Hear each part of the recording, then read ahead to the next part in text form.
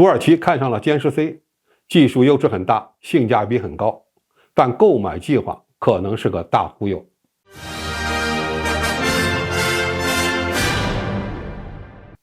观众朋友，大家好，我是付延少。据美国军事观察网站报道，土耳其已经看上了中国的歼十 C 战斗机。土耳其总统府安全与外交政策委员会成员卡格里埃尔汗宣布，土耳其将放弃从美国采购最新的 F-16CD 战斗机的计划，主要原因就是太贵，而且美国人一直在制造障碍。卡格里埃尔汗认为，从成本效益的角度看，歼十 C 战斗机是更合理的选择。当然，土耳其看中歼十 C 的理由有很多，比如土耳其现在可以通过巴基斯坦充分了解歼十 C 优异的技术性能。巴基斯坦在伊斯兰国家内部的军事交流中展示过歼十 C 战斗机，土耳其与巴基斯坦又有着特殊的军事关系，因此可能对该机的特性了解得更深入，这对于歼十 C 扩大出口市场是个重要机会。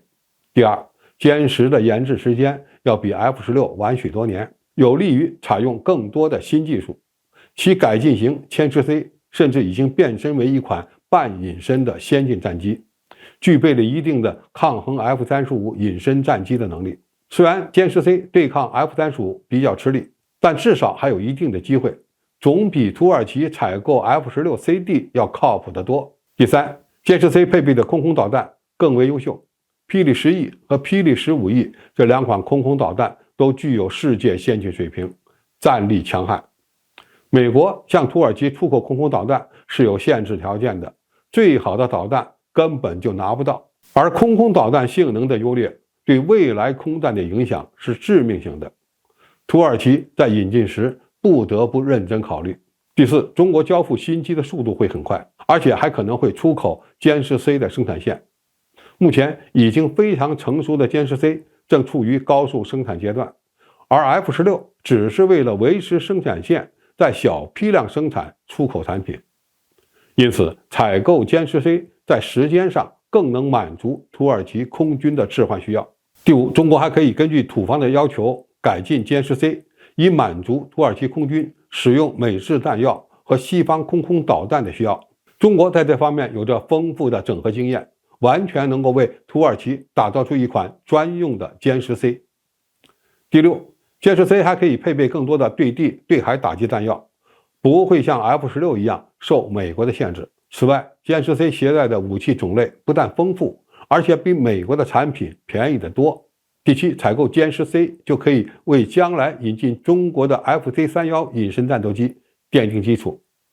一举解决土耳其打造强大空军的远期需要。第八，买了歼十 C， 还能从中国引进与之配套的预警机，帮助土耳其打造更加先进的空中作战体系。在这方面，巴基斯坦同样给土耳其做出了榜样。那么，我们为什么又说土耳其采购歼十 C 可能只是个忽悠呢？首先，北约国家采购中国战斗机面临的战略压力是非常大的。土耳其放弃采购已经中标的中国红旗9远程地空导弹系统，就很说明问题。当年土耳其能这么做，未来也可以将谈好的事儿作废。中国要避免被土方再次忽悠。其次，土耳其采购中国战斗机要建立一套中国标准的后勤保障体系，这个代价也比较大。很明显，一直使用美制战斗机对土耳其的后勤保障和维修体系建设更有利。还有一点要指出，中国向北约国家出口先进战机也需要保持警惕和戒心。将歼十 C 卖给土耳其，北约就有了研究中国战斗机的机会了。要知道，歼十 C 可是中国空军的3剑客之一，保密对我们而言同样重要。在北约与中国之间，土耳其首先是北约国家，然后才是中国的战略伙伴之一。此外，土耳其多年来一直对干涉中国内政有兴趣，购买中国主力战机就意味着在政治上要加速靠向中国，这是需要很大勇气的。就目前的情况而言，土耳其放出采购歼十 C 的消息，更大的可能是利用这件事儿与美国进行砍价，就看美国人上不上当了。实际上，就算土耳其最后买到了 F-16， 以后也没有能力对付希腊的 F-35和阵风战斗机。